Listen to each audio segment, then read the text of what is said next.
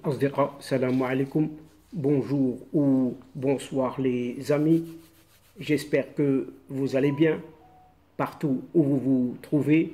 En tout cas, c'est ce que je vous souhaite et pour le meilleur de toutes les situations, bien sûr. Bienvenue sur votre chaîne Bled Mararibia qui attend comme toujours vos encouragements, bien sûr. Abonnez-vous, oui, chers amis, abonnez-vous pour rester très informés. Pour ma part, je suis ravi de vous retrouver une nouvelle fois à travers cette nouvelle séquence. Mesdames et messieurs, chers amis, cette vidéo évoque un certain petit AB, oui, AB, les initiales bien connues, oui, bien connues, d'un certain pays nord-africain. Oui, un abbé débarqué un certain matin, oui, par un certain mouvement pacifique. Oui, il a été débarqué par ce mouvement pacifique, un mouvement dénommé le Hirak, oui, le Hirak. Et cet abbé voulait convaincre à une certaine époque les États-Unis d'Amérique de créer un nouveau Koweït en cette Afrique du Nord. Entendez par là, le nouveau Koweït, eh bien, c'est le Sahara marocain. Oui, pas moins que ça. En effet, ce petit abbé, oui, ces fameuses initiales, oui, les deux premières lettres de l'alphabet, souhaitait diviser le Sahara marocain pour avoir tout simplement un accès direct à cet océan Atlantique, oui, à cet Atlantique. Et un vieux rêve, oui, c'est un vieux rêve de ces responsables algériens qu'ils nourrissent depuis certaines années, les années 70, oui, d'une certaine création, oui, d'un certain le Bouharouba. Oui, et un document témoigne en cela, un document du département d'État américain qui révèle certaines pressions exercées par cette Algérie sur Washington et qui déclare en ce sens, oui, en ce sens. En lançant donc cette organisation de la Marche verte, le roi Hassan II, feu Hassan II, avait chamboulé, oui, à cette époque-là, dans les années 70, chamboulé toutes les cartes de cette région, oui, cette région nord-africaine. Les Américains, qui ne s'attendaient pas à une telle annonce faite un certain 16 octobre 1975, étaient complètement tiraillés entre la détermination du souverain marocain. Un souverain, cet allié pourtant de Washington, a récupéré la province, oui, les provinces du Sud, et les appels incessants du pouvoir algérien visant à convaincre l'administration de ce président de l'époque, Gerald Ford, de faire pression sur Hassan II pour qu'il renonce à la marche verte. Les Algériens, tirant profit du peu d'emballement des États-Unis pour le projet royal, ont mandaté un petit abbé, oui, un petit abbé, alors à cette époque ministre des Affaires étrangères, pour exprimer un ton peu diplomatique lors d'une réunion avec son homologue américain, un certain Henry Kissinger. Le rejet total de la marche verte indique un document officiel du département d'État américain.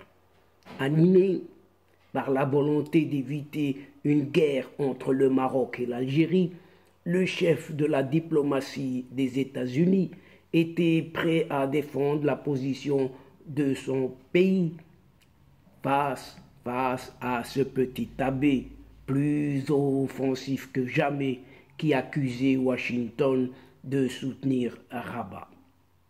proposant même la partition du Sahara marocain. Un vieux rêve de cette Algérie qui décidément n'en démord pas. Nous n'avons pas une position anti-algérienne. La seule question était combien investir.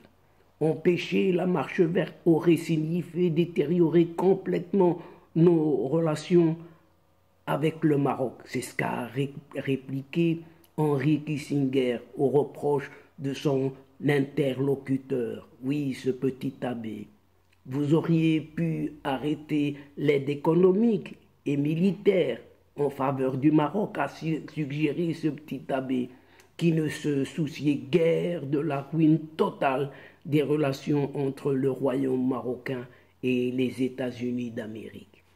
L'entretien a montré le fossé, un fossé abyssal séparant les deux visions sur le Sahara marocain.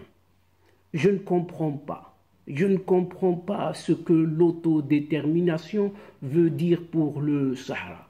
Je peux comprendre ce qu'elle veut dire pour les Palestiniens, mais c'est un problème tout à fait différent, a répondu Henry Kissinger à la comparaison faite par ce petit abbé entre les deux dossiers, à savoir la Palestine et le Sahara marocain. Depuis, l'Algérie a mis sur le même pied d'égalité les deux questions, oui, le Sahara et la Palestine. Une ligne politique qui n'a pas bougé pourtant d'un iota. Convaincu, Henry Kissinger n'a pas adhéré à ces explications de cet abbé. Cet abbé a fini par faire miroiter à l'Américain les ressources, oui, cette fois-ci, les ressources naturelles de cette province du Sud. Et il disait, il y a d'énormes richesses dans le Sahara marocain. Dans 10 ou 12 ans, ce territoire sera le Koweït de la région. Oui, le nouveau Koweït de la région. Nous ne nous y opposons pas. Ce n'est pas notre affaire, a répliqué sèchement Henry Kissinger. Et ce dialogue de sourds, oui, un dialogue de sourds, a bouleversé les calculs des responsables américains. Si, en octobre 1975, le directeur de la CIA, un certain William Egan Colby, alerté d'une possible guerre entre le Maroc et l'Espagne cette fois-ci, en décembre de la même année, donc 1975, il préconisait une partition de la province entre le Maroc et la Mauritanie et l'octroi à l'Algérie d'un accès direct à l'océan Atlantique. Et une proposition à juste titre, rejetée par le roi Hassan II. Presque 30 ans après cet entretien, oui 30 ans, eh bien ce petit abbé n'en démord pas.